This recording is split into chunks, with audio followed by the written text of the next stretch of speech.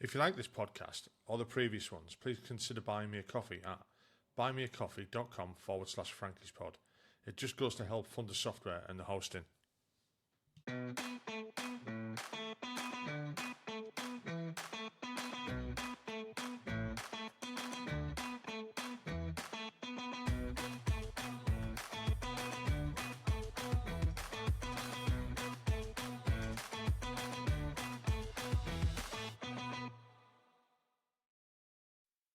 Hi, welcome back to the podcast. Tonight I'm talking to Gary O'Shea. Gary joined the Royal Engineers, joining in 1980. Hey Gary, how are you doing? I'm all right, thank you, Frankie. Yeah. And like I said to everyone, and as I did just before we started recording, honestly, thank you for coming on and agreeing to do this. I know it's such a strange request just to all of a sudden go online with a complete stranger and tell your life story. Believe me, people do listen to it and they enjoy it, so it's not just for me, honestly. Yeah. So it's the same question for you as I do for everybody else. So Okay. it's just where did you join? Sorry, I'll start that one again. Where did you grow up? Why did you join the military? What was it like? Why did you leave? And what have you done since? So if you just want to crack on with where you grew up, I've why got a did you few join the military? notes because the memory's a little bit old, That's another good thing we record. You can always go back to the recording afterwards. Yeah. So I was born and bred in the northeast. Though you wouldn't believe that from the accent. No, I wouldn't. No, it does come out occasionally, but no, I was born in the northeast to parents who were publicans. So in Newcastle, and moved around as a young lad from different pubs to different pubs. As a young lad, it was school wasn't the most exciting thing. Often people say you never applied yourself, and I probably agree with that. Yeah. But there was the scouts that you get involved with as a teenager, and various things. I ended up joining the Army Cadets, and I'm afraid the Army Cadets were Royal Artillery, so in Gosforth, and and loved it. And I think looking at my school years, I didn't really apply myself, if I'm honest. I only came away with CSEs. So there were a couple of options when I reached that bright old age of 16, and I had an option to become an apprentice with British Gas. That didn't seem very exciting. No, Man, you probably took a few more. And so I thought, like I said to my dad had served national service with the Royal Signals, and the army was sort of like in the family DNA, one way or another. Either I had uncles serving in the Territorial Army as it was then, and family had been in service either in the Navy or wherever. So I guess I took the Queen's shilling then, and became a junior leader. So what made you pick the Royal Engineers, or was it thrust on you? Well, I mean, I think I think it was Sutton Coldfield I went to do my assessment, if memory serves me right. And I guess in that early 80s, there was a lot about ensuring that if you joined the service, that you were being sent in the right stream, so to speak. So I can remember that you were all assessed. I mean, apart from jumping off the highest diving board on the planet into a pool, at the time, there was all that academic stuff. There were all those assessment tests. And I think in my time, they could either grade you as technical. Well, no, it went Chepstow. You were good enough for Chepstow, or you were down to go as trade, either technical, A, B, or C trade, I think was the thing. So they sort of like did that. And then I looked at the things that you could do. And having spent some time in the artillery, I didn't want to go there. And then didn't want to be infantry, though. So, there was, I think at the time, it was looking at the Ordnance Corps as it was then. Royal Engineers. So they sort of like hand you some sheets and think, oh, well, you might be good at this, you might be good at that. So I ended up going for the Royal Engineers. And every engineer is trained to be a combat engineer. So that's the first thing you're ever going to be, irrespective of where you end up in your career. So you're always going to be a combat engineer. And then I literally I was quite keen to become a surveyor, to join the Geo Regiment over in Newbury, 4-2 as it is. So I made that very clear to the careers officer at Gibraltar Barracks. You know, when I finished junior leaders. And it just felt, I fancy doing that. And it was drawing maps. I thought, I quite like the sound of that. It's a bit different. Yeah. So off I went. Then halfway while I was through my training, final Combat Engineer 3 training at Gibraltar Barracks, they sent me off to Newbury to do some more tests. And I guess looking at it, you wouldn't think that a very mild stereoscopic imbalance in your eyes would make a career's difference, but it did. Wow. Because they didn't have lots of sophisticated computers that drawed map back in the early 80s. It No. was 2 photographs and a special set of lenses with a pen that you would follow. And I think I can't remember the toy, but there used to be a toy that you would sort of like trace at one end and it would redraw it on a picture somewhere else. I can't remember what it was called. No, I was thinking of spirograph then. I know what you mean, though. Very similar. Yeah. So I had a go at that, and I thought I did reasonably well. The assessors didn't, because my contours were bigger than everybody else's. Right. And they said, unfortunately, you have not got a career in geo. And I was quite disappointed because I was quite excited. I mean, I couldn't do that. That mild imbalance, and they're quite rough when they do it. Stopped me from being a photographic interpreter. It stopped me from being this and being that. And so, in short, I was RTU'd, returned to unit, back to Gibraltar Barracks. And remember seeing the careers officer and went upstairs, and he said, we weren't expecting that. And I went, nor was I, actually. And he said, right. He said, well, and I think when you joined the junior leaders and you recruited in the early 80s, you got a certificate. And that certificate told you they guaranteed you this particular type of level of job or one below it. And if they couldn't do that, you were free to go. If memory serves me right. I think I've still got the certificate up in the attic somewhere. Never used it. So the guy that I can remember my sergeant saying, well, what we're going to do with you? What do you want to do? Because where you were going, you can't do it. And he said, a lot of the technical trades have gone. He said, but we've got a couple of openings. I went, okay, well, where are they? He said, well, you could change corps. And okay, what are you thinking? Well, you can become a satellite engineer with the Royal Corps signals. And I wasn't interested in that. And he said, well, you can become a dog handler with the veterinary corps. I went, no, I don't want to do that. He said, you can we've got some engineer trades left. You can be a farrier. And I went, really? No, I don't fancy that. How about going to the medical corps and become a physiotherapist? No, I don't want to do that. And he said, right, okay, we're running out of options here. And he says, we do have some vacancies. I went, okay, where's that? He said, bomb disposal. And I went, that sounds in. Tell me a little bit more.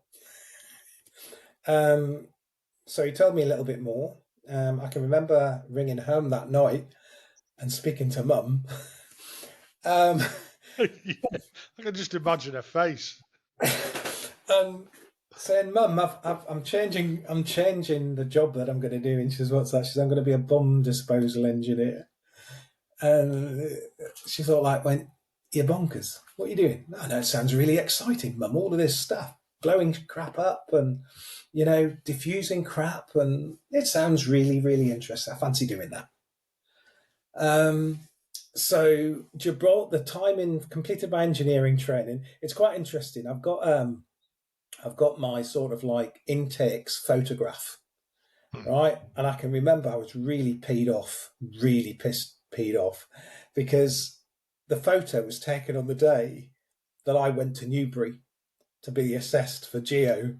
So there's my intake photograph, and I'm not on it, right? I'm on my junior leaders one, which is really good, but my intake at Gibraltar Barracks, I'm not on it. I know my intake number, but I'm not on the photo No because one the believes photo, you. yeah. And unfortunately, I served with people who do remember me, so that's all right, isn't it? Yeah, it was. I was a bit upset. I can remember saying to the drill sergeant, "Oh, you could at least wait." He said, "No, that was when the photography was booked." I can remember having the conversation. I'm going to miss the photo. I have the photo in the attic. I'm the only one not on it. I'd have stuck myself Um, on it. Get Photoshop on it. yeah, well, we didn't have it in those days, did we? No. You know, Well, we did. It was a um, pair of scissors and some sticky tape. so there I am as having been a Fred, which is a future Royal Engineer disaster, as you were known as a junior leader. I then was, finished my combat engineering training at Gibraltar Barracks and went to say, well, you're joining your unit. Okay, what's my unit? Well, your unit is 3-3 EOD Engineering Regiment based in Chatham Dean, Lodge Hill. Okay, off you go. So here's your joining instructions. Here's your travel warrant. I went, that's it.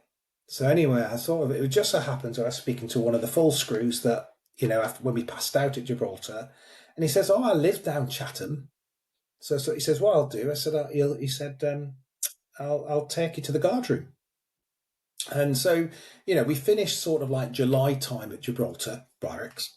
So it was sort of like everybody's on summer leave. Yeah. So I arrive at the guard room, as usual fashion, nobody expecting me.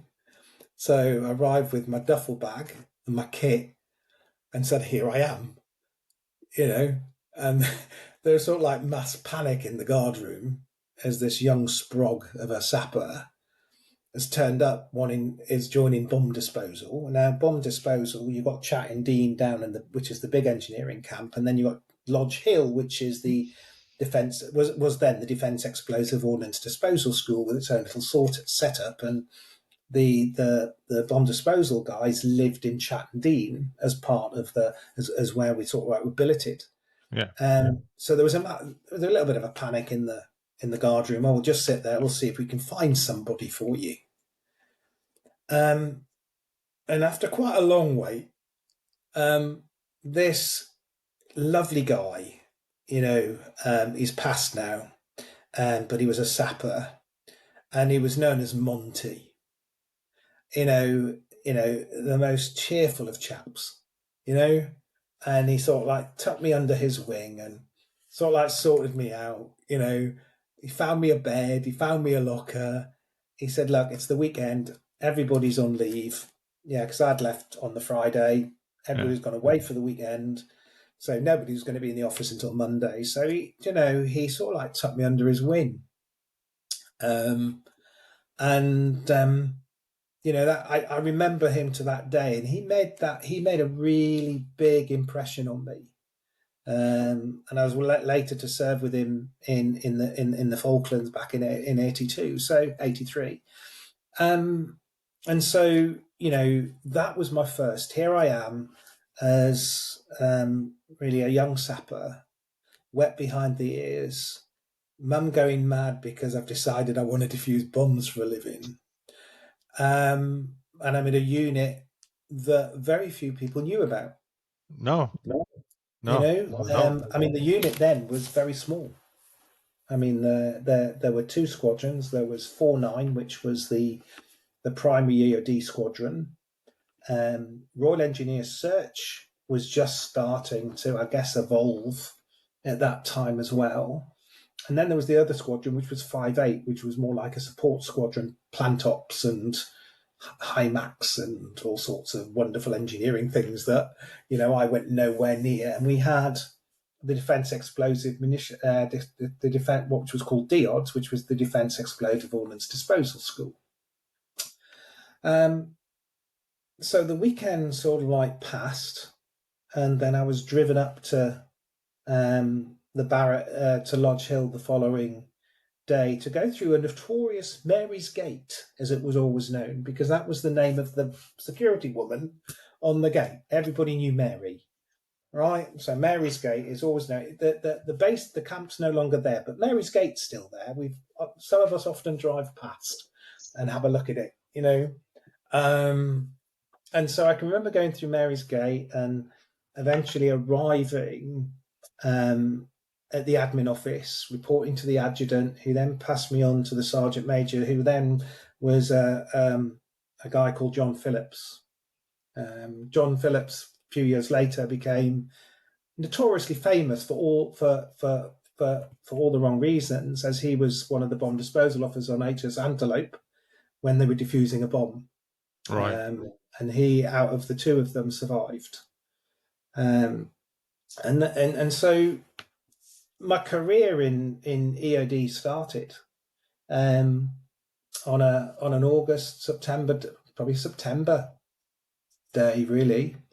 Getting to know there were small troops, though it wasn't a very big unit. Met my first troopie. He was nice, guy called Steve Cox. The OC at the time was a guy called Guy Lucas. Sergeant Major was, as I said, John Phillips. Staff Sergeant John Prescott, and a few others. That you started the process of understanding what EOD was all about. I mean, it sounds like, normally you get, the guys coming from training and going to the unit. And it's a big roughy, it's quite an experience for them. There's some grizzled old full screws and stuff like that. It's quite scary Yeah. in a way. It sounds like it wasn't like that. It wasn't like, I don't think that unit sounds as though it was going to be full of like the old and bold. I'd imagine with an AOD unit, you've all got to be quite close knit. Is that the I think case? that evolves over time. I think, Yeah, but the guys, irrespective, the officers do all the dirty end, all the techie stuff. yeah. The sappers and everybody else do everything else in the middle, and everything up to that. But there is an evolution, and at the time, EOD wasn't the trade it was today. So it was quite small. If I look at the way it was set up as I can remember it, there were a number of troops in 49. We had a Ukrainian outstations unit based primarily in Norfolk. And their role was they were left, they sort of like never went back to Ukraine after the war. And they sort of like made the United Kingdom their home, and they didn't I guess they didn't have much to do in that sense, and they suddenly got involved in what we call outstation battlefield clearance. And so they were involved in a lot with military supervision, of course. Yeah. They were involved in supporting clearing really remnants of war. We if you think we 1941, all the blitzing started. We had all the training areas that we used during practices for D-Day. There were one of the big operations I eventually got involved in was what we call Operation Crabstick, and that was all about the Americans and the Canadians, when they came over, every bit of flat piece of grass that the Germans could land a plane on, they mined. You see, I got asked that at work when one of the kids at work said to us, so we were talking about something else, and he says, well, what about, in the UK with the mines and everything like that? I said, I don't think we planted any mines in the UK. Yeah, And I'm we obviously wrong. planted. Yeah, you were. So we did. I mean, so the EOD community was so there are two. Let me explain. There are two EOD communities, Yeah, which most people live here, and that's evolving. That's changing. Things have moved on. But if I look at the early days, you had the Royal Engineers, and they were formed during the Blitz, during the Second World War, under Churchill directive to make sure there was some work, many means to actually sort out the Blitz, during clearing the bombs and the incendiary devices that were dropped during the Second World War. And every bomb that was ever dropped on London and Coventry and some of the major cities is all been documented. There are maps that tell you how much has dropped, right? Everything from small 50 kgs to the big 1,000 kgs that were dropped during the Second War. So all of this is mapped. But, as we recovered ourselves, so the engineers really were focused on the unexploded bombs. And I get some of the older listeners probably remember Danger UXB, for example. Yeah. Yeah. I've got I've got the DVDs and I've got an annual that was published back in the 80s. But you watch the TV reproduction of that now and it looks really antiquated. But that's a true story, because when the Second World War happened and the Germans started doing the Blitz, there was no experience of how to clear bombs. So the officers and men that were involved in those very early stages of EOD were pathfinders. A lot of them gave their lives to the knowledge that we have today. And you weren't thinking of ones or twos dying when a bomb went off. It was a whole company, 8, 12 men in some cases, because the way that EOD evolved is that a bomb would drop. If it went below ground, it had to be uncovered before you could access it, before you could neutralize the fuse, and before you could get rid of it. And the Royal Engineers got pretty sweet at that. The Germans got wind of that and they started booby trapping the fuses. And the first thing the EOD community knew, or the Royal Engineers knew about that, was when someone went to lift a fuse and they died. Because as soon as they pulled the fuse out, bang. And And so, you look at over this evolution. So that was sort of like the Royal Engineers piece. And I'll come back to that. The second piece was the Royal Army Ordnance Corps, which is now the Royal Logistics Corps. And they had ammunition technicians. And their role in EOD, because they had these ammunition technicians, was improvised explosive devices. And they became very apparent in Northern Ireland during Operation Banner, and they have a history that goes as long as ours, and so that's where you have these two communities now. But if I come back to the Royal Engineers for a moment, that evolution. So if you think of those 1940s, the 1950s, the EOD community, the Royal Engineers doing clearing the Blitz remnants of war, the incendiary devices, the butterfly bombs. Very early on I want a little story about a butterfly bomb. I think if you cast your mind back to Danger UXB, there's an episode where they talk about the German butterfly bomb. And the butterfly bomb had an explosive charge on the bottom, a stick, and some vanes that span, and it would open up like a butterfly. And I can remember very early on in my career as an EOD operator being called to a house where a guy had been using a butterfly bomb as a doorstop for about 20 odd years. So, wow. What? I think I've heard that. I've heard that story. Yeah. So so basically this remnants of the Second World War. I'm a young sapper in the 1980s. I get my first, I passed my course. I'm then part of a bomb disposal team with an officer, a sergeant, a corporal, and a load of sappers. And generally, your first exposure is that, these things that were I joined 80s. It was the 1940s, so these things are 37, 40 years old, and we're still finding them. Yeah, not very stable. yeah, and we find them.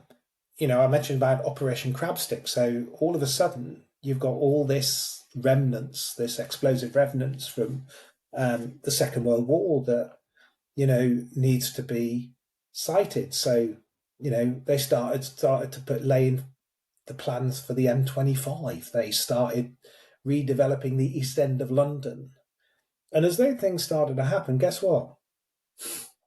Yeah. They started to find unexploded I ordnance. was going to say a lot of things crop up. Yeah. So a lot of my early years was, running around. We were either in Deal in Kent, managing mines that had washed up on the beach, or that had been used to mine the beach during the Second World War. Of course, there was the German Blitz, remnants of war in the London and Coventry and the Isle of Sheppey. There was the pipe mines. So there was a considerable amount of work to do. Um, you know, um, and I can, you've got the guy that had, and I was very young. I hadn't long been with the unit. I think I'd been with the unit probably 4 or 5 months, something like that. And we got called to a job in Uxbridge, a very peculiar job. It was in like a council estate, and the guy, the owner of the house, had started to dig his own shaft. Right, and a shaft is something that we descend to make it safe for the operators to go down. But he had made his own shaft, right? And the reason he made his own shaft is because he believed that during the war, the Germans and the Italians had got together and dropped a very special bomb on his house, which missed and didn't Right. detonate. Right. So he'd created. There'd been a lot of press interest around it. I think I was a young 18, 19-year-old. 18, I must have been 18-year-old, I think. And my sergeant there was a guy called Spud Murphy, lovely guy. And basically, what we had to do is we had to fill this guy's hole in to start off with. The press were interested. We brought in big, heavy digging equipment and things just in case it was needed. And I can remember we hand dug. We started to redig his shaft and we started putting our own timber shaft in. And the press were involved. And the interesting about the gentleman, he must have obviously had cancer. So he didn't have a voice box. He had one of these vibrating things that created a voice. And he would tell the press that this was a special bomb that the Italians and the Germans had put together and dropped in his house. So anyway, we get to a point, we've hit the water table, so we're sucking the water out with a pump. I'm down the shaft, and we have a thing called a 4021 locator. It's moved on since then, right? But it helps us to pick up if there's any metal below the ground, and in the hands of a skilled operator, we can map out. And there was something coming up, and I can remember we were there, and we were definitely getting a reading. So they said, well, let's get the bomb probe. Right? Sounds sophisticated, isn't it? Right. Let me tell you what it is. It's a very, very long stick, a metal stick that you can make longer by screwing extra bits onto it with a handle on the top. Right. And so I'm there holding it at the bottom. And I think Spud McMurphy says, right, we're just going to drop it into the ground. So they went bang like that and it hit something. Well, you can imagine my face, couldn't you? And of course, we hit something. Okay, right. Here you go. There we go. We sent a couple of guys down, get the shovels out, because that's the only way you're going to do it, right? And they get to this shiny thing, right? So everybody goes, ooh. And then they start to uncover it. And it's a dustbin. Right. It is a metal dustbin. So we excavate this metal dustbin, right? We take it out. We then send the locator back. Not a bleep. Not an absolute bleep. All right. So this guy has engaged the Royal Engineers Bomb Disposal with media coverage to uncover a bin. Did he have any explanation for it? No, he was convinced that it was still down there. I'm afraid it wasn't. We did what we do, and there was nothing down there. We packed up and went home. So, we're all, you're all there and you go, oh, that was fun. So, you know, there's a lot of camaraderie. I spent a lot of my military career either out of uniform or in wellies. That's all I'm going to say. Yeah. And That sounds kind of bad. it does, doesn't it? But I can remember, going through the training, and we come out of, we're looking at 81. 81, there's lots. I'm doing lots of battlefield clearance. I'm doing ob crab stick. The interesting thing about ob crab stick is that the pipe mines that were drilled in at angles into the ground, so if the Germans did land, we could blow it up and they couldn't land on it. Used a particular based explosive called PX808, and PX808 sort of like breaks down into nitroglycerin, right? So not the most stable of stuff. If memory serves me right, if somebody corrects me, then they correct me. But I can remember PX808, and it gave you one of the worst headaches on the planet. And so, got really, you just get this splitting headache, and you couldn't clear it. Worse than a hangover from a heavy drinking tonight. And that's just from the fumes of it, or is it And that was just? it, yeah. Or contact with your skin and whatever. So our jobs were varied over the time, and that 81 into the 82 piece. So the 81 into 82 piece, it was responding to unexploded ordnance, mines, things that found things, and I think at that point, at that time as well, there was a lot of discussion around search and search techniques. There'd been an incident, can't remember the exact date, but that incident prompted a series of activities. There'd been a device made up in the States that was very complex. And the issue was that the only thing that was missing was a radioactive isotope. So it was very sophisticated, and that sort of like prompted the government at the time to look at the transporting of nuclear waste, for example, because if somebody wanted to make a dirty bomb, that's all they would need. So there was a lot of work going on. There was some ways, well, how can we neutralize this? How can we respond to such an incident? So there was a lot of background work that went into that area. And we used to have some sort of like training terraces just down from the road from Lodge Hill. And a lot of the search techniques that the Royal Engineers used and continue to use in future years were developed in those terraces. Yeah.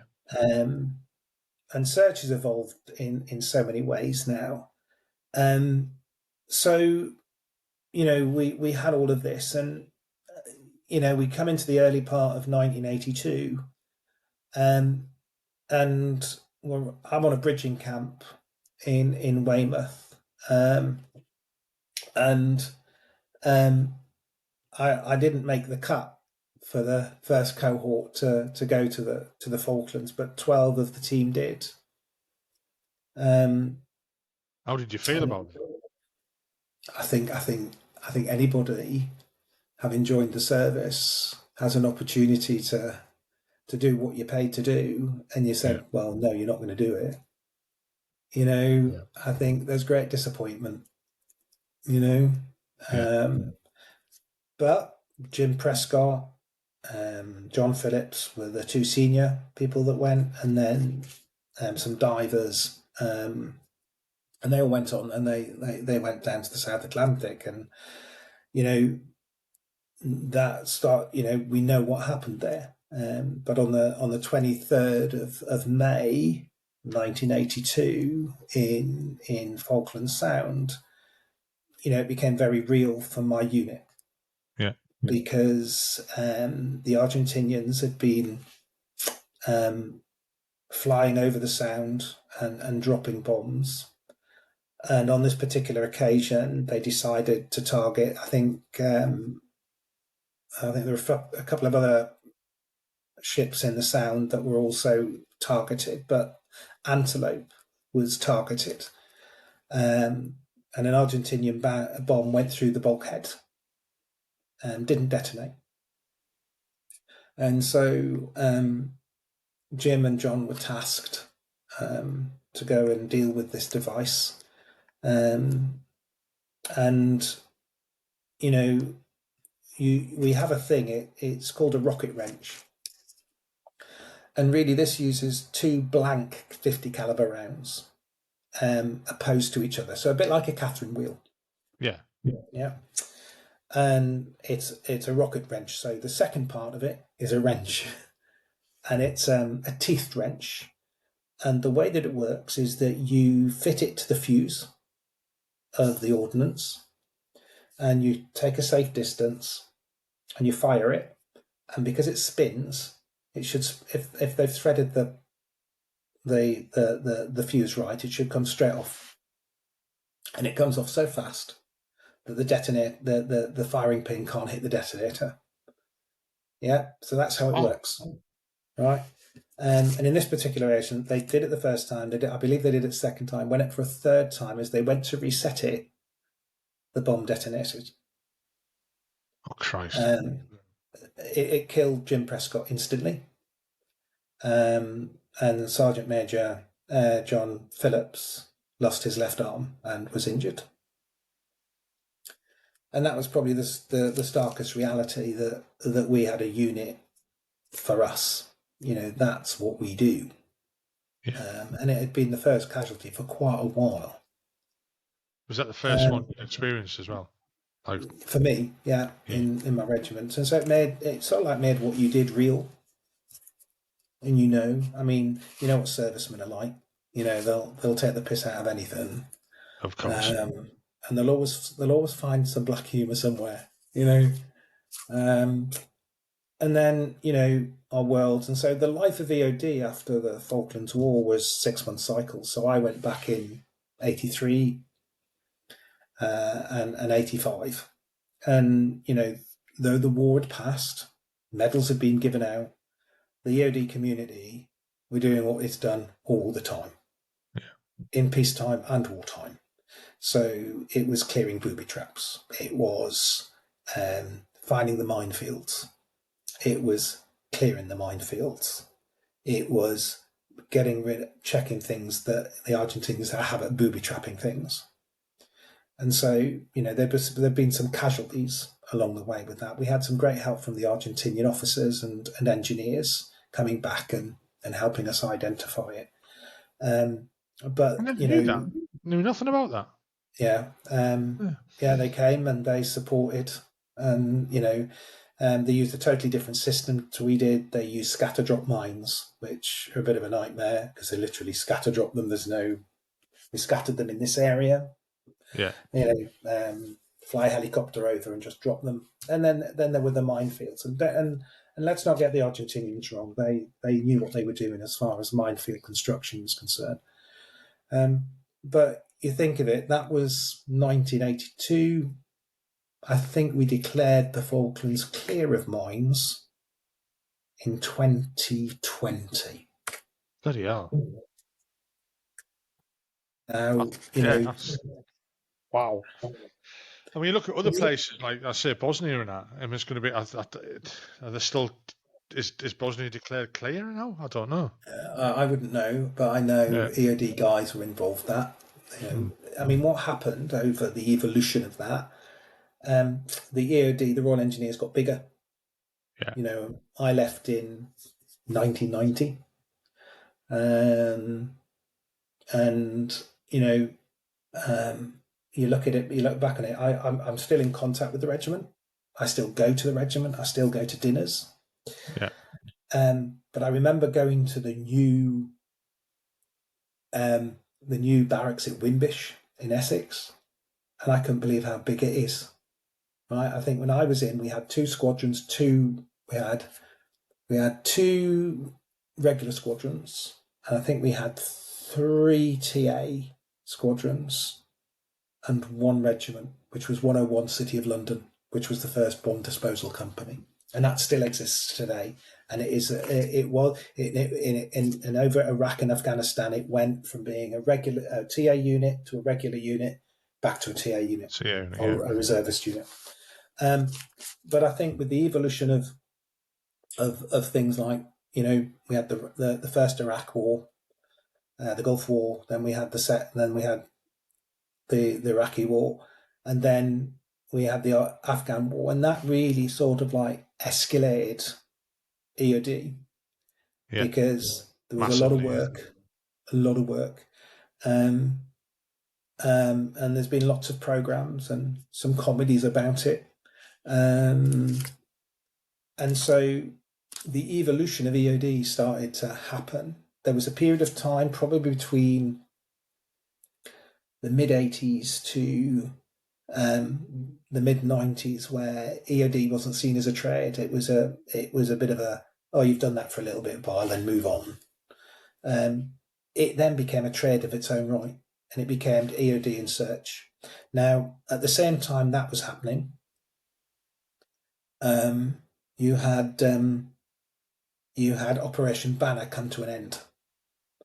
So basically you had the Royal Ordnance Corps, or the Royal Logistics Corps as it was now, suddenly come to an end of doing a lot of really good quality counter IED work in Northern Ireland. I'd qualified as a number 2 IED operator in my time with the Royal Engineers, so I was familiar to the vans and the wheelbarrows that you've all seen, and how we approach booby traps, and suiting up in a bomb suit and stuff. I think I've got a picture somewhere where I look like the Hurt Locker in a Mark II bomb suit.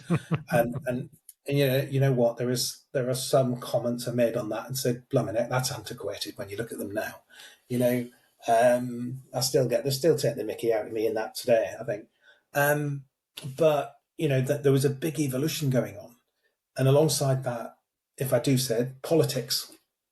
We've seen regiments combine, we've seen regiments disband. 4-9 evolved, becoming a parachute commando unit in EOD, supported by a lot of others. Then that was disbanded, and then it's since reformed.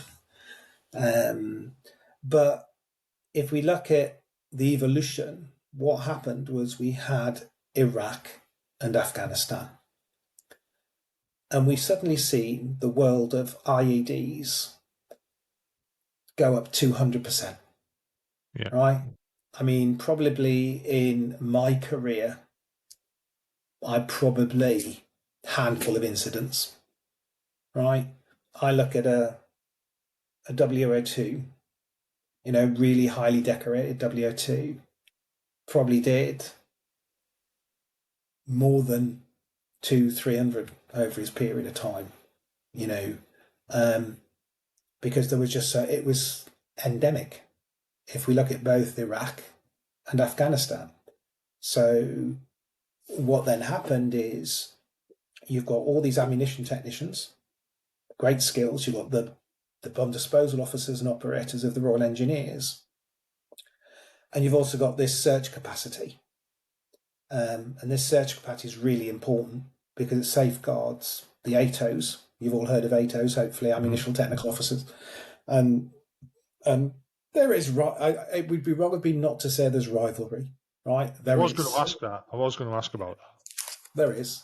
Yeah. You've got some great ATOs, right?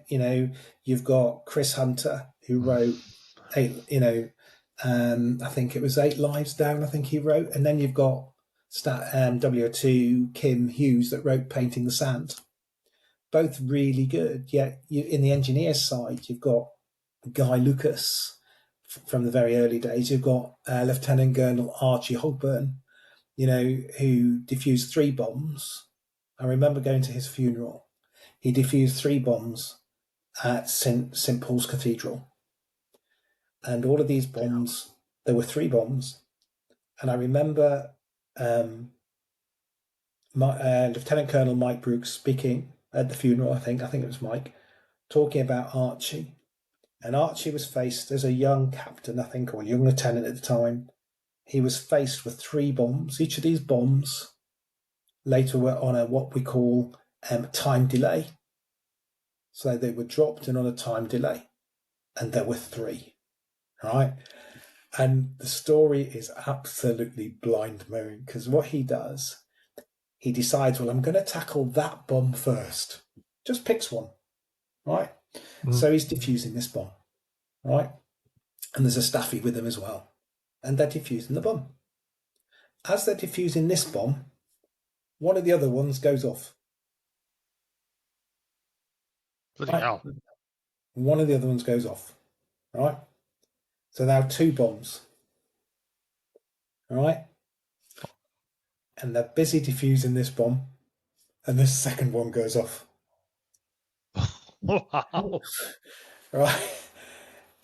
And they eventually defuse the bomb. I think that's the particular. I can't. Somebody with historical knowledge will correct me and say, Gary, you were totally wrong. But I think both of them got their George crosses for that. Just pick that one and not the other one of the other 2. Bloody But hell. do you know what? We often say that. What happens if you picked one of the other ones? So there are pinnacle individuals in the EOD community that have gone above and beyond, right? So if we look at Iran and Iraq, everything changed. But you've got to bear in mind, an IED hasn't changed that much. It needs a trigger device. It needs a power source. It needs an explosive, and it needs something to set it off. That doesn't change, right? But what we did say within both Iraq and Afghanistan was the innovation. Yeah, the innovation. I can remember. Yeah, still to this day, I don't kick cans in the street, because cans that have gone off. Yeah. Right? So you don't kick it. So you look at that, and so the world's evolved. The EOD world's evolved, and it continues to evolve. There's a lot more people in the game. I think if I look after the first Iraq war, the EOD personnel then who were coming out set up private companies. So we've got Brimstone and Brack and a few others that do commercial work. So they've made their skill a commercial operation. You see guys now that were in EOD on building sites like HES2, just sat there waiting for the builder to say, oh, I found that. It looks like a bomb. And the guy walks up, looks at it and goes, no, it isn't, you all right? Moves on. And that's all their job is. Right?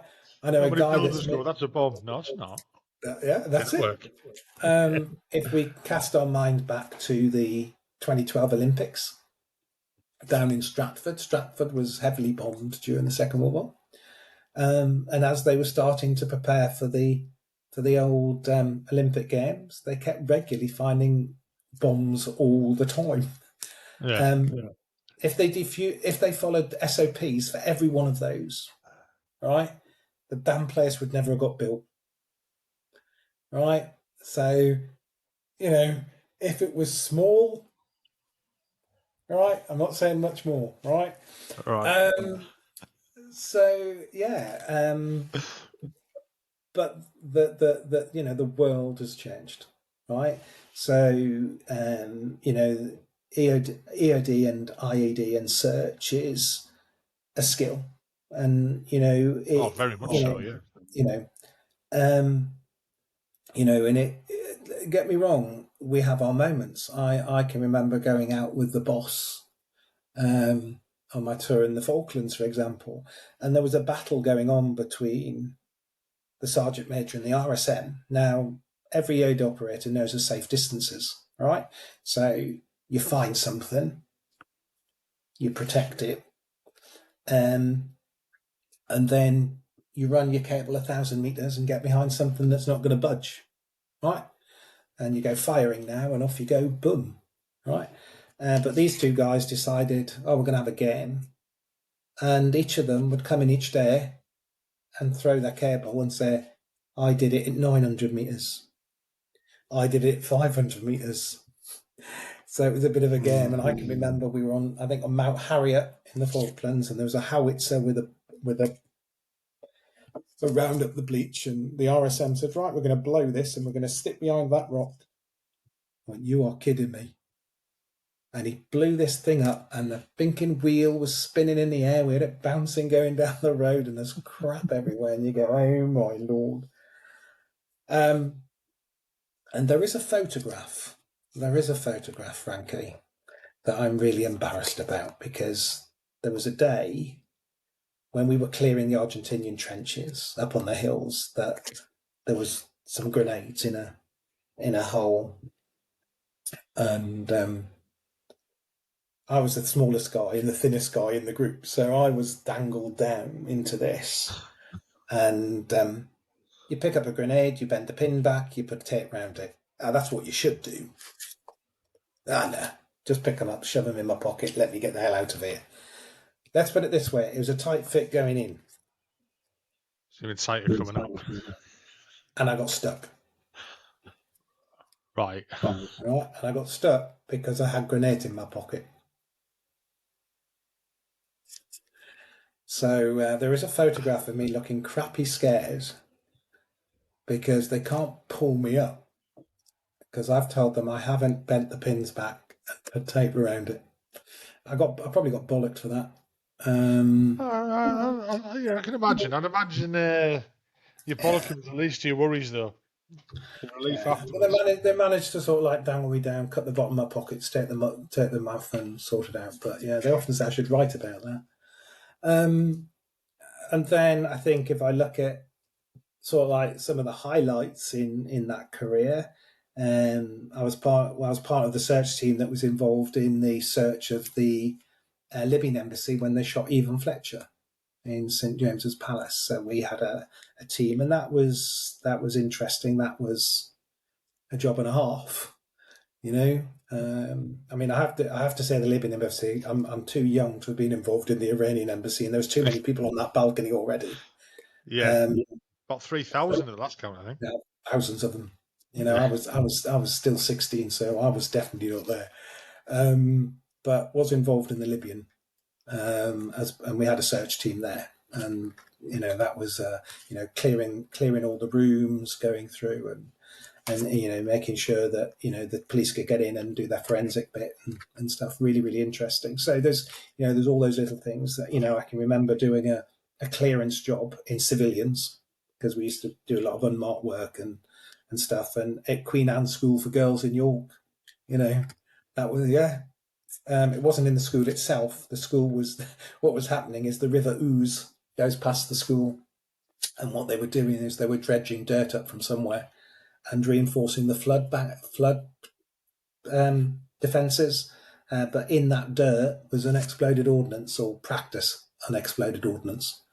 So you 1 minute you're in, you're on the van blue lighting through London. The next minute you're set in civvies, living in a bed and breakfast, because we never, doing a job quietly and getting it sorted. And how many times it happened that nobody knows about, yeah. Yeah. So, there was all of that going on, and, eventually, the years passed, and, things happen, and I left the service. So what made you decide to leave then? A combination of a woman and military discharge, medical discharge. Right. So I left. I left the service. Loved it, but things change, don't they? Yeah. And so from there, I bummed around for about a year, thinking about. I did resettlement at Aldershot, Um, um, I spent a little bit of time in QEMH in Woolwich. Sad that it's not there anymore. It was a lovely hospital. Did a lot of wonderful work. But ended up leaving the service, bummed around for a year, was an Arga fitter for about a year, building Argas. A friend of mine had a company, and I was just trying to sort my head out, as you do. Yeah. I didn't want to join the police force. I didn't want to do all the stuff that usual squaddies do. So bummed around for a year and really got my head sort of like squared off, really. Did a couple of sort of like dead end jobs just to sort of like earn money. I sold photocopiers for a while. And people say, well, why did you do that? I got a car with a job. So I needed a car. Right. Got a car with a job, need a car. Right. And sell a photocopier. But I sort of like sorted myself out, really, and decided, I don't want to be bumming around. And I got involved. I picked up a job. I picked up a job with Unilever on industrial chemistry because I did chemistry at school, and while I was at EOD, I did a couple of O levels at Medway College, and sort of like. And alongside that, I read an article in the paper about an organisation called International Rescue. Right, and I think every time I mention International Rescue, people go Thunderbirds, right? The theme music must have peed in my head. Yeah, yeah. Well, the interesting thing about that is the charity was legit. The actual president when I joined was Jerry Anderson, who was the creator of Thunderbirds, and he allowed the charity to use International Rescue. And it was a combination of individuals, primarily ex-military, primarily serving and ex-fire service personnel. And our job was to respond as volunteers, as urban search and rescue specialists. So when an earthquake hit and the UK government sent teams out, we were one of them. Bloody hell, I bet you've been all over the world with that. And it took me to some places and seen some sites that the military doesn't even prepare you for. When you talk about mass casualty incidents and villages being wiped out by earthquakes. But I sort of like spent as a volunteer my time with them from about early 90s to about 2007. And while I was with them, apart from going into operations as a search and rescue specialist, I became the assistant operations director for, I think I did it for about, was it 15 years? Can't remember. 7 years? Can't remember. But alongside that, I was the charity's press officer. And that opened quite an interesting world for me, really, in the sense that because we were an organisation, and there were other charities as well that would be deployed as part of the UK response to disasters around the world. That is now controlled primarily by the fire service now. But that exposure in that time, apart from going to some really sad places in the world that had been hit horrifically by earthquakes, if I wasn't in the field, I was representing the organisation on the press. So I ended up in papers. I was interviewed by Sophie Raitworth on the BBC Couch and Eamon Hughes and Jonathan Snow at Channel 4. And every time something happened, Sky would call me in as a residential expert and pay me, and I would give the money to the charity. And then I got invited to participate in a documentary with Sir David Frost called Frost's Century: Earthquakes, and I found myself on TV. Found myself being interviewed by John Humphreys on the PM show on Radio 4. Bloody Met hell. Kate Adie on before she became Did you very run? famous. Yeah, Did you run yeah. away from her? No, but meeting these people that in my life had been on a box, and Yeah. here I am being interviewed by some of them. It was amazing. I mean, I've got Been quite cuttings in there. surreal, wouldn't it? Yeah.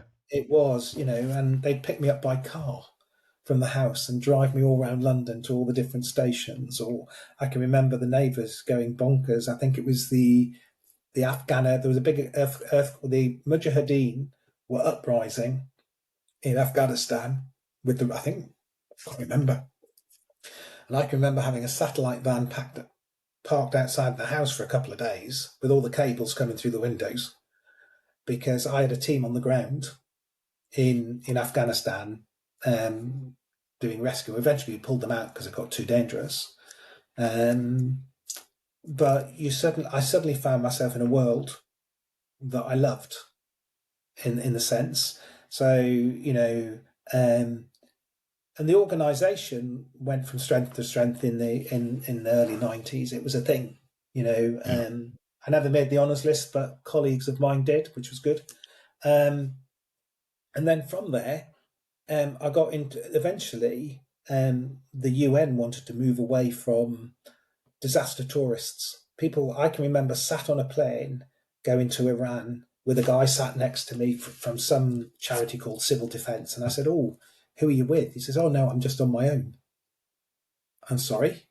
Well, who's supporting you? What happens if you get injured? Um, and that was just one incident, and there were many instances over the years when the Mozambique floods happened in Mozambique, and we worked with HMS Ocean and the South Africans in recovering people that were trapped in the floods. I remember being on an interview show with Jeremy Vine, and he'd had some people from the Royal Life Saving Institute who do a cracking job, and they wanted to go because they had boats, and we were chatting away, and I said, "Well, okay, I get where you're coming from. What's your inoculations like?" "Well, what do you mean?" I said, "Have you had your rabies? Have you got your cholera? Have you got this? Have you got that?" And no. Right? The chances are, if you get cut, you could become a casualty yourself. So, there were things that, you started. So what then happened? The UN started to gain a greater control of non-government organisations that were part of government responses, and they start to grade us. Um, the assistant operations director, or the operations director at the time, William McMartin.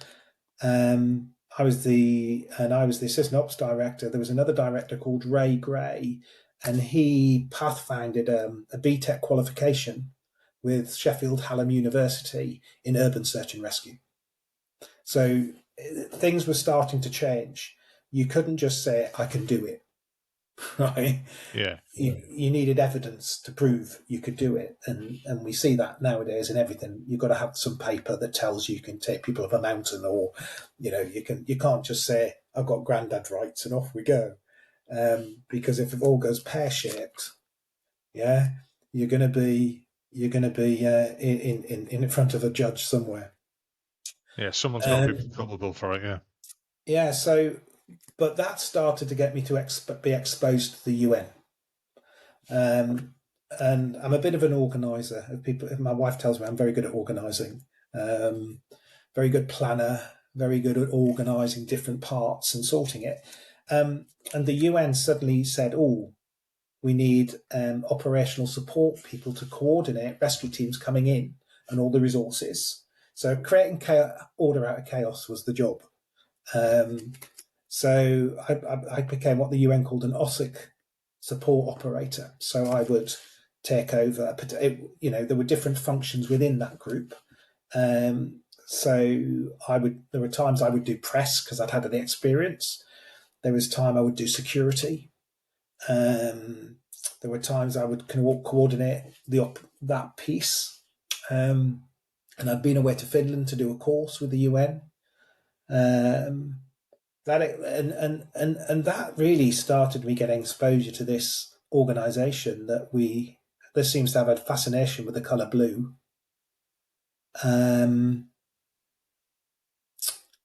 So the UN is mainly a fascination of the colour blue and UNN, the letters UNN. And the thing is that there are two different parts of the UN. There's peacekeeping and there's humanitarian aid. And so I ended up moving into. I did an impact course. I think it must have been about 2000 and it must have been about 2002 or something. There was a course, and they were starting to look at. The UN have a role called a SIM Court officer, which is civil and military coordinations officer, which is G9 and CIMIC in the military, for example, just to align it there. I did an impact course, which is online, and somebody that I worked with on one of the UN courses had seen that I'd completed it and said to me, look, we're evolving this role called SIM Court officer. Would you be interested? Oh, tell me a little bit more. And what it is you're the advisor to the senior UN people in country, and basically your key job is to look at, if crap hits the fan, what can we utilise to support humanitarian effort? So if we take, as an example, Iraq, for example, and if we look at Iraq, there were the biggest people there with the biggest amount of assets of the military. But the military are involved in counterinsurgency, for example. So we could have a disaster, a humanitarian disaster, and we have to convert some of those military assets from an insurgency role to a humanitarian role. And in very simple terms, I can't land a green helicopter on a white ship, right? And I can't put a white helicopter on a green ship, right? Because they have to remain neutral, right? So as a CIMIC officer, you become the conduit, that connection between all the players in the ground. So that would be the military, it would be non-government organisations on the ground, it would be the UN component itself, and those what we know as the belligerents, the bad people, right? And so my job was to interface with all of those people, right? And so I went on a couple of courses. I did one in 2003, and then I did a staff course in 2007, and eventually found myself in Afghanistan, working with the Americans in Herat, working with the Brits in Lashkar, and that was interesting. And I can imagine it was. Meeting different people, but the role was quite finite, and there was a lot of training, a lot of multi-agency training and stuff. And I can remember I get on very well. I'm still very good friends with some of the guys I trained with. There's two particular guys. One particular guy, Sunday. I'm going to talk about Sunday. Sunday was a Nigerian general, right? And I met him on a couple of UN courses, and we became very good friends. And I can remember in a UN compound in Kosovo, we were walking around the compound, and the team I was working with were all in the little canteen area, looking out the window as Sunday and I were walking around the perimeter just to have a chat. And as I'm doing that, and we'd known each other for quite a few years, we'd done a few trainings together and things. He grabbed my hand. Now I'm British, and he holds my hand. As we start to walk. Now, could you imagine what's going through my head? But one of the things that the UN teaches, there was a really good book called Do No Harm by an author called Mary Anderson. Very good UN humanitarianism humanist. And doing no harm is about understanding the culture that you're operating in.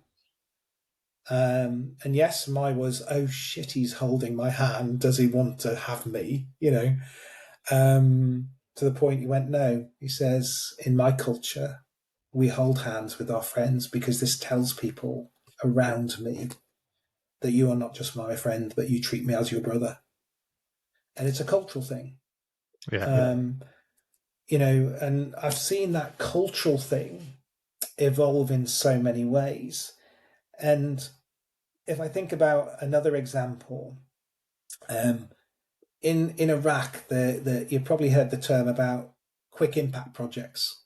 So things that impact on the community and win hearts and minds, right? Yeah. And when we talk about do no harm, often we think of violence, we think of hurting somebody. But the principle of do no harm is about understanding the culture that you're operating in. And what the coalition were doing in Iraq were quick impact products, things like building schools, housing, drilling wells, running water, sinks, taps, you name it. And they started to put these in, and I can remember we were going back to a quick impact project that had happened in Iraq, and this wasn't my own experience. It was a guy called Colonel Matt Jackson, who fortunately passed away a couple of years back, Royal Engineer, and he'd been working on some projects in Iraq, and what they did is they ran pipe from the well, which was I think 5 kilometers away, and put in plumbing water and sinks and taps and everything. And you'd think everybody'd be really pleased, wouldn't you? Oh, yeah. Right. So what happened? They went away. They'd done it. I think, great, we've done a great project here. The community are going to love it. They went back a couple of months later and found that all the sinks had been broken. All the taps had been broken. So go, old Brits, what we'll do, we'll replace everything. Right. So they replaced it and left it, everything working again. And they went back 2 months later. No sinks, no taps. And somebody asked, why is that happening? And the reason it was happening is that the only time the women ever left the village to have time on their own was walking to the well, collecting the water, walking back to the village. That was the time there were no men around. They could be themselves. They could chat what they wanted to. But because we'd put in running water and taps and sinks, they could no longer do that anymore. So the women were breaking them, and that's the principle of do no harm. And I would, I would never have thought of it that way, to be honest. No. You put stuff in thinking you're just That's doing what good. Yeah. There'll be people that listen to this will know of how many schools we've built, how many wells we've dug, and so that time within the UN. And then an incident happened in Masa Harif in the north in Afghanistan when I was with CIMIC. And we lost 8 Nepalese people. We had a preacher went and burnt a Quran in Texas. And Maha Sharif was slightly different to maybe the rest of Afghanistan. If you go to Kabul or Bagram, it was triple fencing, it was triple barriers, multi-guard. It was Bradley. The Maha Sharif compound was just a single wall. It was a total different place. And some of the locals got really agitated, raided it, and shot a few of the guys. And I think at that point, my wife just said, "I don't want you doing this anymore." So that was 2011, 1st of April, 2011. But I said to the wife then, "Look, I will do this. Can you go nowhere where you're not wearing body armor?" And I went, "I can't guarantee that, but I've got to see my contract out." So I saw my contract out.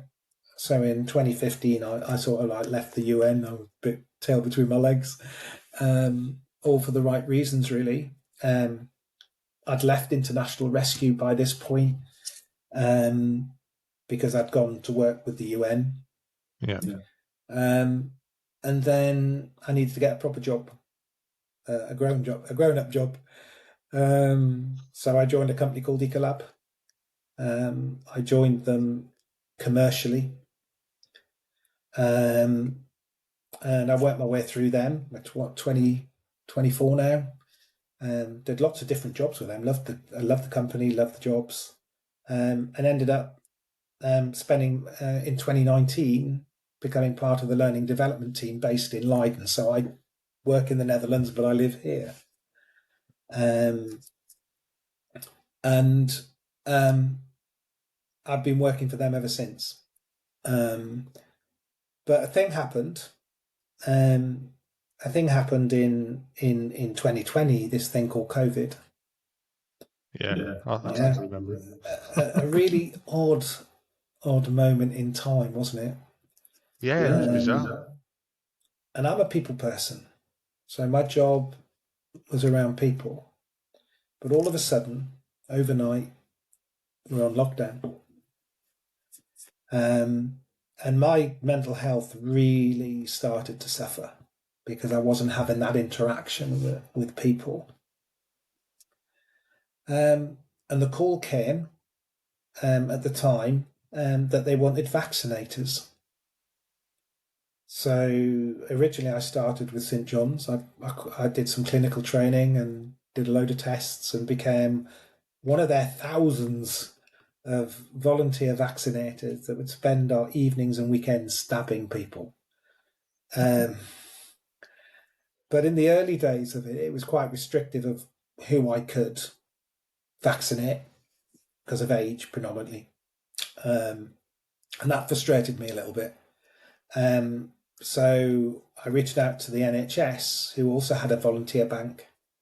They would give me some more training, but it would then widen what I could do. And then I felt that, rather than just sat around twiddling my thumbs for 8 hours on a shift, because I couldn't vaccinate half the people that were coming in, right? With the NHS, I suddenly could vaccinate everybody.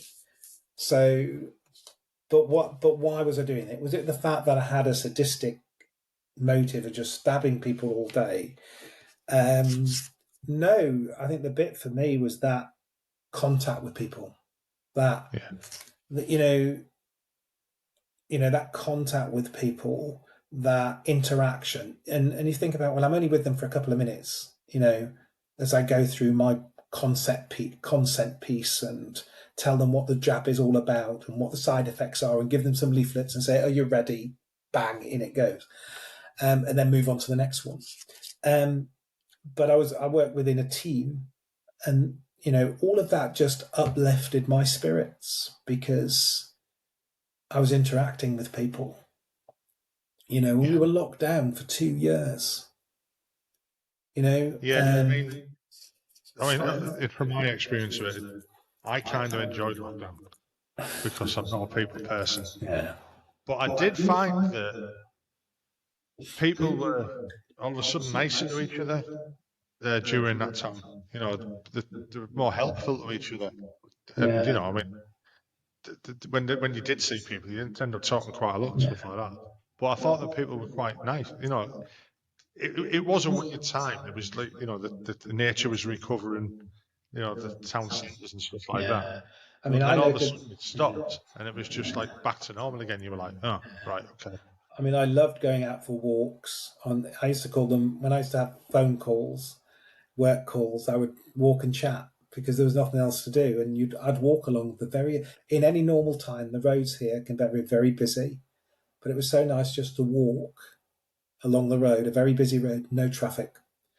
Look at the river in Cambridge and see it go from really murky to really clear in that Mm. 2 year period because of the changes that were happening. Not hearing planes was really weird, you know. So I think for a lot of us, and for some people, it was very difficult, and I get that, Yeah. and for all sorts of reasons, you know. Um, People found them locked in houses with people that were never meant to be locked in houses with, and and things around that, and all the other things that it raised with society's ills, so to speak. For me, I had never spent I'd never spent so much time with my family ever because I'd always travelled. Right? My job now, I'm out the country 6 months of the year. You know, um, so I got into COVID thinking, am I going to survive it? you know, because you were hearing of people's marriages failing and things and all sorts of things because suddenly people were forced to live 24/7. So, I came out of that. I went, woo. um, and I guess when December 2022 came, the world started to turn back to normal, hadn't it? Things were lifted, and my time with the NHS as a vaccinator came to an abrupt end. It was really sad. I got to know people, and I really enjoyed it. Really enjoyed working with the NHS. And the thought of going Did back that make you think of going back to, or like taking a change in career and going that way? Or I think at the time there wasn't the financial option to do that at the time. right. So I went back to my job, but went to the NHS and said, "You've got any other clinical jobs? Anything I can do?" They said, "Oh yeah, you can make dental appointments." I don't want to do that. But they said contact the ambulance service. So I duly did. Contacted the ambulance service, and we have a bank, or they run a volunteer stream called Community First Responders. They're primarily in place to assist cardiac arrest or be first on scene. I thought I quite like the sound of that. I can volunteer to do that. I'd been a rowing. That's another thing. I've been a rowing coach with a club here in Cambridge for 7 years. So I wanted to do something different. So I wrote to them. They wrote back. I passed the interview. I did some online things. Went and did a course. Qualified last September, but didn't actually go live as a first responder until December of that year, December 2020. No, 2020. So December 2022. So I went live really 2023. Quite scary in a sense that you do your training. You either share or raise money to get kit. And we carry quite a bit of kit. But really scary because you've done all this training, you've got this qualification as an AFROS, which is an ambulance first responder on the scene. So you're generally sent ahead of the ambulance, right? And our job is to to assess anything life threatening quickly, and if there is something life threatening, intervene to keep them alive while the ambulance crew come. And that ranges, from everything from cardiac arrest to respiratory issues to I've got a pain in my chest to I don't feel too well. I've got kidney issues. So I do, and they ask us to do what 16 hours a month. I do on average 39 because I split my time between local as a CFR, as a volunteer. So that's when I'm working from home, when I'm in the country, when I work from home. I'll do a few hours here and there.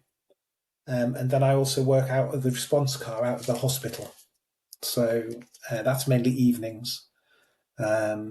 And I work as a buddy system. There's two of us on that. And that's great fun. Love it.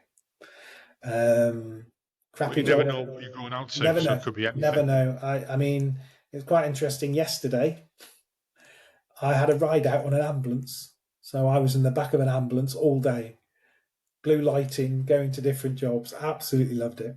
Loved it so much that they offer a career path called emergency care assistant. One below an emergency medical technician and two below a paramedic, just to put it into context.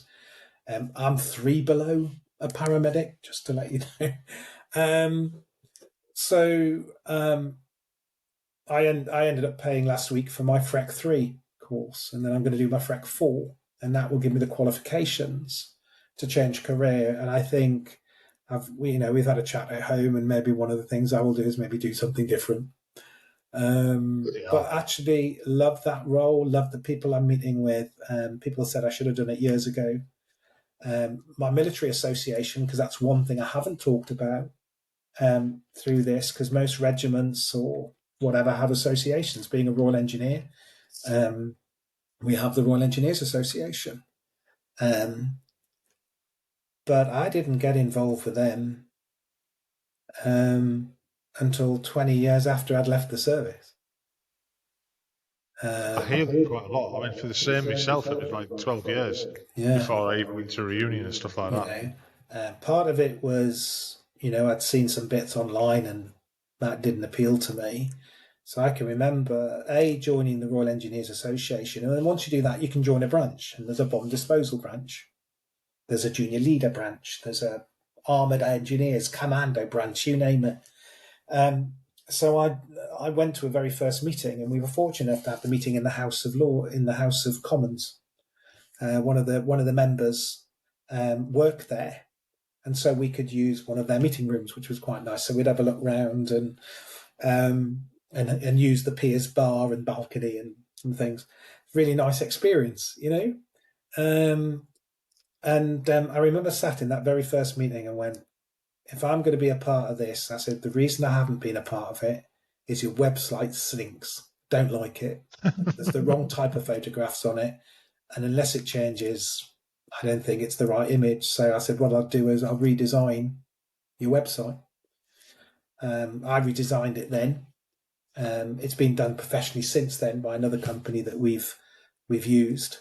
But I've been an active member of the association, the Royal Engineers Bomb Disposal Association, or the Royal Engineers Association Bomb Disposal Branch. Let's get it right. I'm currently the membership officer for that. I also manage the website. I'm what they call a webmaster, whatever that is. And we have very strong connections with the regiment. So I go back for play dates. The guys have been down in the West Country blowing crap up last month. We were invited to the police college at Ryton, where the Royal Engineers do all the training for the search. And there's guys I served with work there. There's guys and so someone said to me one day, why did you rejoin this? Why did you get involved? And I guess people look at military careers differently. I think the first type are the type that leave the military but have never left. And I'm sure we come across those. There's those that leave it because it's a chapter and don't ever want to go back. And I get that. And then there's probably people like you and I that it just takes us a bit of time.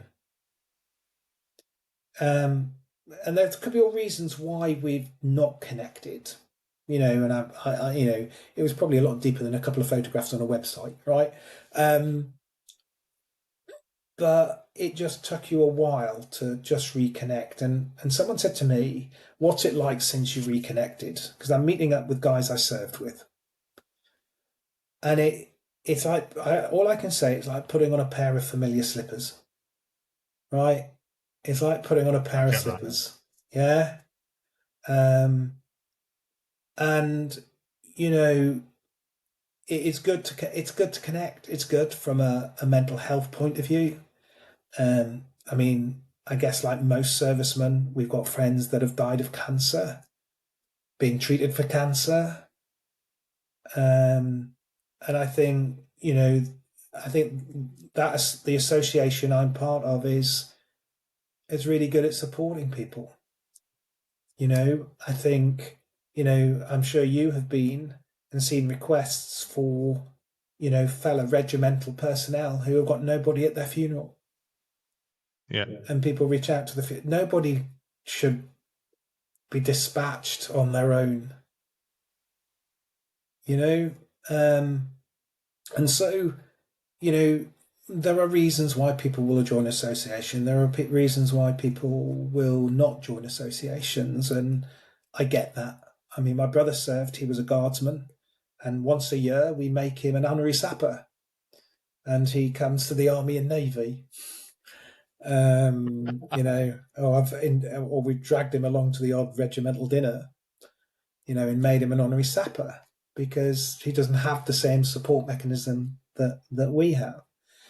So I guess as I reflect over everything I've done, I think my service life was the foundation to that. If I'm honest, It's led on to everything else. I mean, I'm in awe really of the international rescue. Again, it sounds silly saying that, but and then the UN side of it. My experience of the UN has been wearing a blueberry, and didn't do that. I've always felt that when I was doing wearing a blueberry in Bosnia, I was quite ineffectual as in a peacekeeper because there was not a lot really you could do, and you feel frustrated. But I also did. I spoke to a guy last night about it. I was working with a medical section as an ambulance commander, and we did some slight humanitarian things, not a lot of it, because we were part of the regiment. We didn't get out to do a lot of stuff that the doctor was with wanted to do, and his hands were tied as well, to be honest. Yeah. But we did see, the good side of it. And I've spoken to guys in one of the Bosnia groups on Facebook, and I did ask the question on there, trying to recruit people for the podcast. But I did ask the question on there about, do you feel as though the UN was a waste of time because our hands were tied and stuff like that? And a few people agreed, but the majority of guys that were in there are actually not. They didn't serve with the UN, they're on that, or the army or the forces or anything like that. A lot of people in that group are people who were from Bosnia and who lived through it, and they shot me down completely. Saying about, if yous weren't there, we wouldn't have had this, we wouldn't have had that. And it wasn't just about saving lives, it was about getting convoys through, it was about getting aid in the right place and stuff like that. And I suppose we don't see or don't appreciate that as the guys carrying weapons that we can't use, type of thing, and feel frustrated about it. We don't get to see the majority of the good that's happening, if you know what I mean. I think, if I look at my time with International Rescue Thunderbirds ago, I can remember that on a press release somewhere. It's always going to make you laugh, Frankie, isn't it? Yeah. That you met a real life Thunderbird. There you go. Yeah. Call you Virgil. Yeah, I don't. But you look at it, and I think one of the things that people used to say to me is, other agencies that I work with, if as members of International Rescue, we were in on ground for probably no more than 7 to 10 days because our rescue window is limited. But often we were very impactful, in the sense that we'd get in and do. I must admit, I've recovered more dead than the living, if I'm honest with you, over the years, in that role with that community. And the International Rescue, I can remember some jobs. We were involved in the search with the murder of the 2 girls in Soham. I can remember that. I remember being involved in a murder search in Market Risen, looking for a wife that had been murdered. And it's, I look at all of those things. And as I said earlier, if I look at my military life as much as sort of like a foundation, a springboard that created, and and and it's not something that I harbour on a lot, Frankie. I mean, most people, we've all had hard times, right? There's times I've had no money. There's times I've had debt collectors on my door. But I guess, over the years, I've sort of like gone back to that military training, and I've gone back to that resilience piece. I think that we're taught. But everything I've done, and if I look at the motto of the Royal Engineers Association, service before self, I think, I look at my life and I go, because people will say, well, why do you do that? And I don't go, oh, it's because I was a Royal Engineer. It got no. I think it's just in the DNA, and I think servicemen are quite focused in one sense. Everything I get criticised that I can be very black and white. Okay, Yeah. but I ask when people challenge me, I say to them, no, I'm not black and white. I know what's just and I know what's unjust, and it's the injustice I don't like. And you've probably seen more of that than Yeah. a lot of us have. So I turned 60 this year. And I look back, and it has had its moments. Ooh, don't get me, but there's been a lot of good stuff. Yeah. You know, um, the people that I meet, not just the interesting thing, and I don't know about your associations, but often people will say, I remember one year I did I don't do the cenotaph that often, but one year I got asked to put the wreath down, which was a really a nice privilege. I was amazed I could still bloody march, to be quite honest with you. And remember what they tell you to do. But I look at that and that time with the people, and I think what that has done in my unit, and I can't talk about anybody else's unit, but whether you've served operationally, whether you've served non-operationally, one thing is common with the EOD community is you've all done the job, right? Yeah. You've either done the job in wartime or times of conflict, or you've done the job in times of peace. And I think one of the things we recognise, because the conversations I've had with people, they'll say, well, I've got no medals. That's irrelevant. That is irrelevant. In this community, we know you've done the job, right? And yes, we've tried before. I mean, I think in the 1940s they had the GSM with a bomb disposal bar on it, and we have fought for that and challenged it. But you know what the British government's like, bit slow in handing out things. Very, very slow. So to our community, it doesn't matter whether you have operational medals or not. We know you've done the job because you've probably done the same job in peacetime. There are still bombs, there are still mines. If we look at search, we look at operations around the globe, training foreign nationals to do AOD. So I think one of the things we've done as a community is that if you're part of the community, we know you've done the job. Yeah. I mean, you're giving that, like, how can I put it? You're giving people a hug when they need it as well. If you know, I mean, and that's quite a simplistic way of saying it, but you're giving it's a family. If you know, that's what I meant to say. It's more of a Yeah. family than an association. And you're It, right. It doesn't matter yeah. if you've got medals or not. You know, I've got medals, but I was just in the right place at the right time. I went on the right tours and stuff like that. But that's by the by. It doesn't really make that much difference. You've got guys who served for many, many years and have not had a medal, but they've still walked the walk. They've still done a job. They've still And served. It doesn't matter if you've in, been on you this, that, know, or the other. Like you're saying, in your situation, if you haven't been on, you haven't got a medal, but you've still walked the walk. You still life's on the line. Where most of us haven't done that. yeah. We haven't experienced nowhere near the fear of hanging upside down with grenades in your pocket, for God's Well, I sake. was upright with my hands like that. Oh, that way. Could have been worse then. Could have been. Um, you know, Mm. I'll tell you a funny story. Um, you meet guys, and I can remember I got back involved with I got involved with the association, something like, as I said, 20 years on, right? And I can remember my early days in the lines at Chatham, Chatham Dean Barracks, and I'd been out on a run, And for some unknown reason, I'd got back, had my shower, and pulled the inside muscle of my leg by my groin, right? And I got I got the biggest stack of deep heat you could imagine, right? And rubbed it all over my groin area, right? He's saying, "Where's Gary going with this?" Right, I'll tell you where I'm going with this, right? Let's put it this way: it all got in the wrong places, right?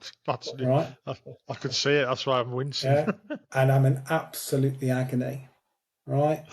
And a guy that I served with, right, when he first met me after 20 freaking years, said, "I can remember you walking down with your bollocks in a 58 mug of cold water, screaming."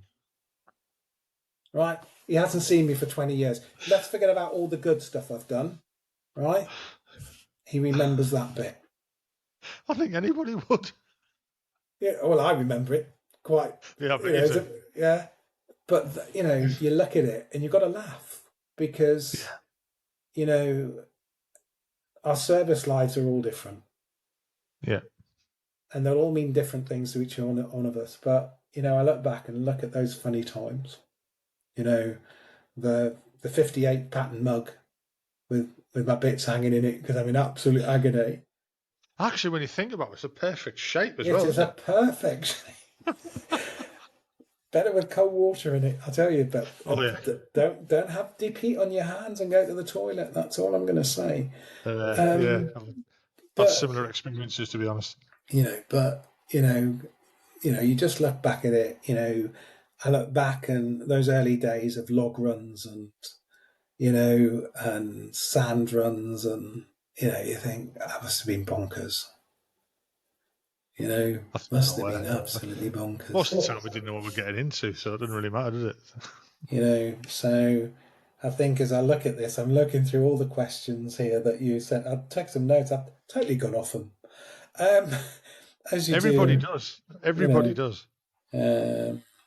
But I look back and I love the time. I wouldn't change it, but I would love to have extended it. Yeah. But then you wouldn't have got to do what you went on to do. Exactly. So everyone's in a place for a reason. If you want to call it, kismet or whatever. Yeah. Everyone's there for a reason, and you've gone on to do some wonderful stuff. And I'm fortunate that I have had that opportunity. And I think for some people it's part of their DNA. I often said somebody said to me one day, there are people in the world that there are life givers and life takers. What do you want to be? Yeah. And I've definitely picked up the giver piece. But no, I look at I'm looking at retiring in the next couple of years. This is the other thing I'm doing the CFR thing for, because I'll retire and I'll just do that, and that's good enough. I'd only been in the job, I'd only been in the role 2 weeks in January this this year, and had a cardiac arrest 5 minutes from my door. I don't know if it's something I'd like. I thought about when I was leaving the army what I'd like to do, and I did think about being training to be a paramedic. And then I just thought to myself, no, I don't know if I could handle it. I know guys who do it, and some of the stories they've told me, and I'm just like, no. So we forget that as normal cities, that these guys are going out to see some horrific things sometimes, and they're dealing with as a life and CFR, death. as a CFR, I'm not allowed to go to suicides, and I'm not allowed to go to vehicle traffic accidents. Yeah. But I do everything else. But I'd qualified in September. December, I got my kit. The first 2 weeks in January, I had my first. He didn't survive, and it was I have to admit, that was scary. Yeah, I can imagine. Because everybody's suddenly looking at you. What do you. But there is if I'm going to promote anything, I think I'm going to promote something. The the heart. We've had a couple of Restart Heart days, and it's a campaign. And I think it's important that what they want to do with the campaign, Frankie, is they want everybody to be able to do CPR. Yeah. You know, before they started the campaign, only 1 out of 10 people responded when they saw somebody in the street having a cardiac arrest. Since the campaign, it's 6 people now respond. So if we can pick up that extra 40%, you know, there is a chance that somebody you might know will survive. And, you know, you crap yourself. You think, oh, you know, you're not going to get taken to court for helping somebody, right? Because that's a fallacy people think about. You've got the Samaritan's Act. So you know, and secondly, if you're not there helping, right, they wouldn't have had a chance. Yeah. You know, I mean, I totally get that. Yeah. And it is about, you know, you get intervening. Quite simple. Somebody's not breathing, and they haven't got a pulse. Start CPR. That's it. You know, so you know, like everybody, I was scared of it. You know, I can remember the first time I jumped out of an aeroplane, I crapped myself. Yeah. But so you're going to get me doing. But I jumped out, and I was only going one way, wasn't I? There was nothing I could do about it. And just to clarify, I didn't do that as a military man. Just to clarify that to the airborne brothers, right? I did it as a civvy. Yeah. For enjoyment. Yeah. Strange man. Yeah. But right, Gary, I think now we're in 40, nearly 50 minutes there. I think you've told us as much as you can, really. I mean, some of the questions I wanted to ask you, I really didn't want to ask you. You know, didn't want to go into specifics of like what was it like working with International Rescue too much and stuff like that, because you know it's not what this is about, really. I don't know, try and not glorify disasters and stuff like that. I didn't want to go too much into it. I mean, the charity disbanded, I think, about 18 months ago. Right. You know, it's a shame. Yeah, but all the NGOs, I think, in that field have probably gone down the same route because the parameters changed. Yeah. You know. Well, I'd like to say thank you for coming on again. It's been fantastic listening to your story. Normally, I get a lot more involved, but sorry about that. Then. No, it's a good thing. Believe me, people get sick of hearing my voice. No. Usually, I get more involved because I've got input as well. You know, I've got comparisons and stuff like that. And from you walking through that gate to in the engineers, I've got no comparison really at all. You know what I mean? So I've just had to sit back and listen to a fantastic story from yourself. You've had a really interesting life up to now, and hopefully for a lot more. And I take my hat off to you for everything that you've done for other people. That's the story I get. This is that you selflessly help other people, and it's a fantastic thing to do. Yeah, thank you for allowing me to share my story. Honestly, it's great. It's been wonderful. Right, I'll stop the recording there then. I hope you enjoyed that podcast. I enjoyed recording it. If you could just hit the like button, and also if you could subscribe and hit the notification bell, that would be great, because it'll help the channel grow. The more people will see it, the bigger it'll get, and the more guests I can get on, and the more people I can talk to. Well, I hope you enjoyed it, like I said. Look forward to the next one. Hopefully it'll be out next week as normal. Bye-bye now.